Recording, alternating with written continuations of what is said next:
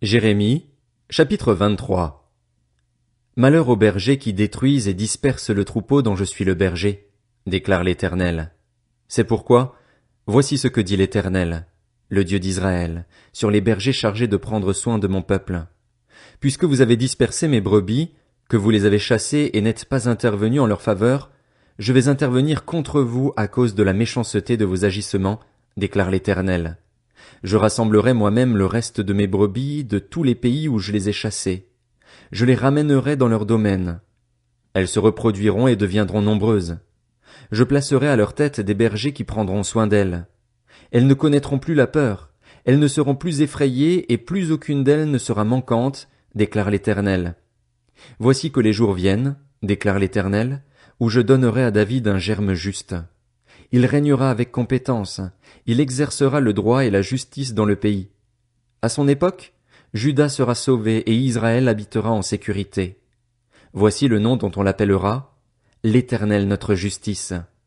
Voilà pourquoi les jours viennent, déclare l'Éternel, où l'on ne dira plus, l'Éternel est vivant, lui qui a fait sortir les Israélites d'Égypte, mais où l'on dira, l'Éternel est vivant, lui qui a fait sortir et qui a ramené les descendants d'Israël du pays du Nord et de tous les pays où il les avait chassés. Ils habiteront alors sur leur territoire. Message concernant les prophètes. Mon cœur est brisé à l'intérieur de moi. Tous mes os tremblent. Je suis pareil à un homme ivre, un homme fort emporté par le vin, à cause de l'Éternel et à cause de ses paroles saintes. En effet, le pays est rempli de personnes qui commettent l'adultère. Le pays est en deuil à cause de la malédiction dont il est l'objet. Les plaines du désert sont desséchées. Ils courent après le mal, ils n'ont du courage que pour ce qui est injuste. Oui, même les prophètes, même les prêtres sont souillés. Même dans mon temple, j'ai trouvé les marques de leur perversité, déclare l'Éternel. C'est pourquoi leur voie les conduira comme une pente glissante dans l'obscurité. Ils y seront poussés et y tomberont. Oui, je ferai venir le malheur sur eux, l'année où j'interviendrai contre eux, déclare l'Éternel. Chez les prophètes de Samarie, j'ai vu une attitude écœurante. Ils ont prophétisé par le dieu Baal et ils ont égaré Israël, mon peuple. Mais chez les prophètes de Jérusalem, j'ai vu des comportements horribles. Ils commettent l'adultère, ils vivent dans le mensonge et ils encouragent ceux qui font le mal, de sorte que personne ne renonce à sa méchanceté. À mes yeux, ils sont tous pareils à Sodome, et les habitants de Jérusalem à Gomorrhe. C'est pourquoi, voici ce que dit l'Éternel, le Maître de l'univers, sur les prophètes. Je vais leur faire avaler de l'absinthe, je vais leur faire boire de l'eau empoisonnée. En effet, c'est à travers les prophètes de Jérusalem que la souillure a contaminé tout le pays. Voici ce que dit l'Éternel, le Maître de l'univers. N'écoutez pas les paroles des prophètes qui vous font leurs prédictions. Ils vous entraînent dans l'illusion. Ils transmettent les visions de leur invention, et non ce qui vient de la bouche de l'Éternel. Ils répètent à ceux qui me méprisent, l'Éternel a dit, vous aurez la paix. À tous ceux qui persévèrent dans les penchants de leur cœur, ils disent, il ne vous arrivera aucun mal. Qui donc a assisté au conseil de l'Éternel, de sorte qu'il aurait vu et entendu sa parole? Qui s'est montré attentif à sa parole et l'a entendu? La tempête de l'Éternel, sa colère, éclate. C'est une tempête tourbillonnante qui fond sur la tête des méchants. La colère de l'Éternel ne se calmera pas tant qu'il n'aura pas agi et mis à exécution les projets de son cœur. Dans l'avenir, vous en comprendrez le sens. Je n'ai pas envoyé ces prophètes, pourtant ils se sont précipités. Je ne leur ai pas parlé, pourtant ils ont prophétisé. S'ils avaient assisté à mon conseil, ils auraient pu transmettre mes paroles à mon peuple, le faire renoncer à sa mauvaise conduite, à la méchanceté de ses agissements. Suis-je un Dieu qui ne considère que les réalités proches, déclare l'Éternel, ne suis-je pas un Dieu qui voit aussi de plus loin? Quelqu'un pourrait-il se dissimuler dans des cachettes sans que moi, je ne le voie? Déclare l'Éternel. Est-ce que je ne remplis pas le ciel et la terre? Déclare l'Éternel. J'ai entendu ce que disent les prophètes qui annoncent des faussetés comme si cela venait de moi en disant « J'ai eu un rêve! J'ai eu un rêve !» Jusqu'à quand ces prophètes auront-ils à cœur de prophétiser des faussetés, de prophétiser des supercheries de leur invention? Ils veulent faire oublier mon nom à mon peuple par les rêves qu'ils se racontent les uns aux autres, tout comme leurs ancêtres ont oublié mon nom au profit de Baal. Que le prophète qui a reçu un rêve le raconte et que celui qui a reçu ma parole la rapporte fidèlement. Pourquoi ajouter de la paille au blé? Déclare l'Éternel. Ma parole n'est-elle pas comme un feu, déclare l'Éternel, comme un marteau qui pulvérise la roche. Voilà pourquoi j'en veux aux prophètes qui se volent mutuellement mes paroles, déclare l'Éternel. J'en veux aux prophètes qui remuent leur langue pour imiter une déclaration solennelle de ma part, déclare l'Éternel. J'en veux à ceux qui prophétisent à partir de rêves pleins de fausseté, déclare l'Éternel. Ils les répètent et ils égarent mon peuple par leurs mensonges et par leurs vantardises. Moi, je ne les ai pas envoyés et je ne leur ai pas donné d'ordre. Ils ne sont vraiment d'aucune utilité à ce peuple, déclare l'Éternel. Si ce peuple, un prophète ou encore un prêtre te demande « Quel est le message de l'Éternel ?» Tu leur diras quel est ce message. « Je vous abandonnerai » déclare l'Éternel. Et le prophète, le prêtre ou le membre du peuple qui prétendra avoir reçu un message de l'Éternel, j'interviendrai contre lui et contre sa famille. Vous demanderez chacun à son prochain, chacun à son frère. Qu'a répondu l'Éternel? Qu'a dit l'Éternel? Mais de message de l'Éternel, vous n'en mentionnerez plus.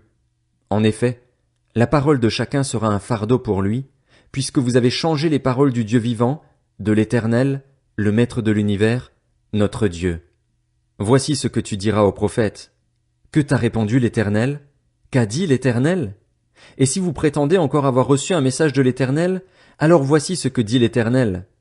Puisque vous présentez telle parole comme un message de l'Éternel alors que j'ai envoyé quelqu'un vous interdire de le faire, à cause de cela, je vous oublierai et je vous abandonnerai, vous et la ville que je vous ai donnée, à vous et à vos ancêtres. Je ferai naître en vous un sentiment continuel de honte et de regret qui ne s'oubliera pas. Jérémie, chapitre 24. L'Éternel m'a fait voir 2 paniers de figues déposés devant son temple. C'était après que Nebuchadnezzar, roi de Babylone, avait emmené en exil loin de Jérusalem et conduit jusqu'à Babylone Jéconia, fils de Joachim, roi de Juda, les chefs de Juda, les charpentiers et les serruriers. L'un des paniers contenait de très bonnes figues, comme celles de la première récolte, et l'autre panier de très mauvaises figues, immangeables en raison de leur mauvaise qualité. L'Éternel m'a dit, « Que vois-tu, Jérémie ?» J'ai répondu, « Des figues. Les bonnes figues sont très bonnes, et les mauvaises sont très mauvaises au point d'être immangeables en raison de leur mauvaise qualité. » Alors la parole de l'Éternel m'a été adressée. Voici ce que dit l'Éternel, le Dieu d'Israël. De même que tu as su reconnaître ces bonnes figues, de même je saurai reconnaître, pour leur faire du bien, les exilés de Juda que j'ai expédiés de cet endroit au pays des Babyloniens. Je veillerai sur eux pour leur faire du bien et je les ramènerai dans ce pays, je les restaurerai pour ne plus les détruire, je les planterai pour ne plus les arracher. Je leur donnerai un cœur apte à reconnaître que moi, je suis l'Éternel. Ils seront mon peuple et moi, je serai leur Dieu, car ils reviendront à moi de tout leur cœur. Je rendrai Sédécias, roi de Juda, ses chefs et le reste de Jérusalem, ceux qui sont restés dans ce pays et ceux qui sont allés habiter en Égypte, pareils aux mauvaises figues, immangeables en raison de leur mauvaise qualité, dit l'Éternel. Je ferai d'eux une source de terreur, de malheur pour tous les royaumes de la terre, l'objet d'insultes, de proverbes, de moqueries et de malédictions partout où je les aurai chassés. J'enverrai contre eux l'épée, la famine et la peste jusqu'à ce qu'ils aient disparu de la terre que je leur avais donnée, à eux et à leurs ancêtres. Jérémie, chapitre 25. Voici la parole adressée à Jérémie au sujet de toute la population de Juda, la 4e année du règne de Joachim, fils de Josias, sur Juda, qui était aussi la 1re année de règne de Nebuchadnezzar sur Babylone. Le prophète Jérémie la proclama à tous les habitants de Jérusalem et elle concernait toute la population de Juda. Depuis la 13e année du règne de Josias, fils d'Amon, sur Juda et jusqu'à aujourd'hui, il y a 23 ans que la parole de l'Éternel m'est adressée. Je vous ai parlé et reparlé, inlassablement, mais vous n'avez pas écouté. L'Éternel vous a envoyé tous ses serviteurs, les prophètes. Il les a envoyés, inlassablement, mais vous n'avez pas écouté, vous n'avez pas tendu l'oreille pour écouter.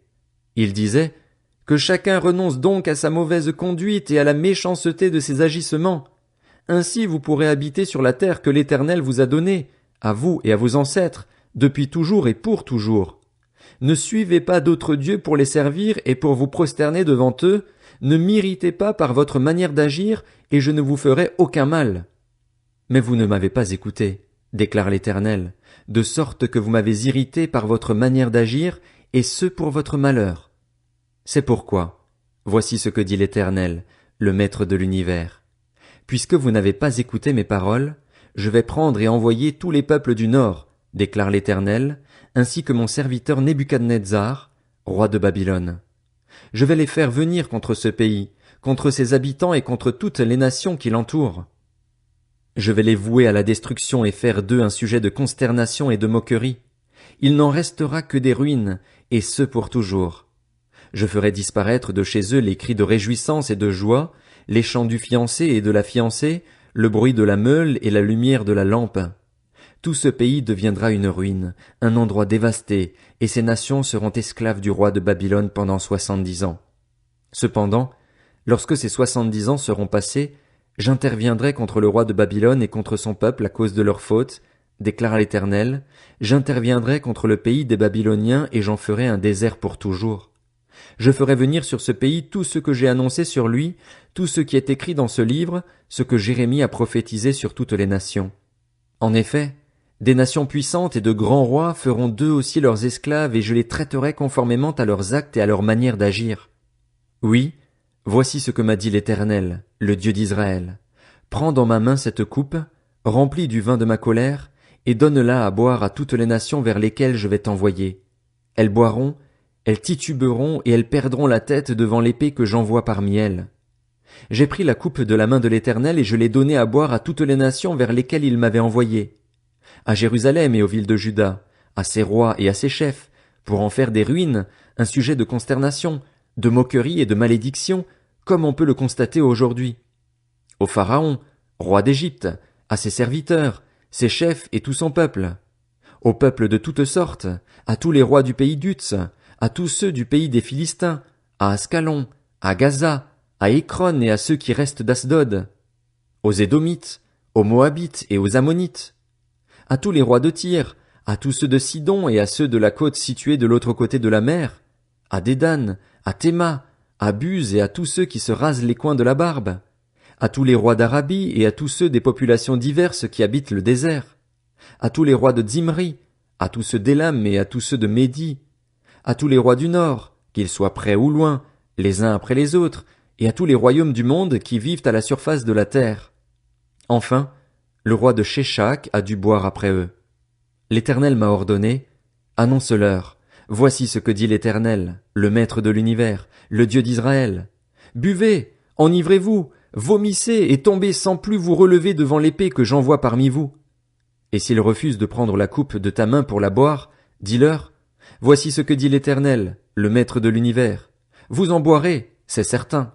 En effet, je commence à propager le malheur dans la ville à laquelle mon nom est associé, et vous resteriez impunis? Vous ne resterez pas impunis, car j'appelle l'épée sur tous les habitants de la terre, déclare l'Éternel, le Maître de l'univers. Quant à toi, tu leur transmettras toutes ces prophéties et tu leur diras, l'Éternel rugit d'en haut, de son saint refuge il fait retentir sa voix. Il rugit contre son domaine, il répond à tous les habitants de la terre d'un cri semblable à celui des hommes qui écrasent le raisin. Ce tapage se propage jusqu'aux extrémités de la terre, parce que l'Éternel est en conflit avec les nations. Il poursuit toute créature en justice, il livre les méchants à l'épée, déclare l'Éternel. Voici ce que dit l'Éternel, le Maître de l'univers. Le malheur se propage de nation en nation et une grande tempête se lève depuis les extrémités de la terre. Ce jour-là, ceux que l'Éternel aura tués seront étendus d'un bout à l'autre de la terre. Ils ne seront ni pleurés, ni ramassés, ni enterrés. Ils seront pareils à du fumier sur la terre. Hurlez, bergers, criez! Et vous, les puissants du troupeau, roulez-vous dans la cendre. En effet, le moment où vous allez être massacrés est arrivé. Je vous briserai et vous tomberez comme un vase précieux. Plus de refuge pour les bergers, plus d'échappatoire pour les puissants du troupeau.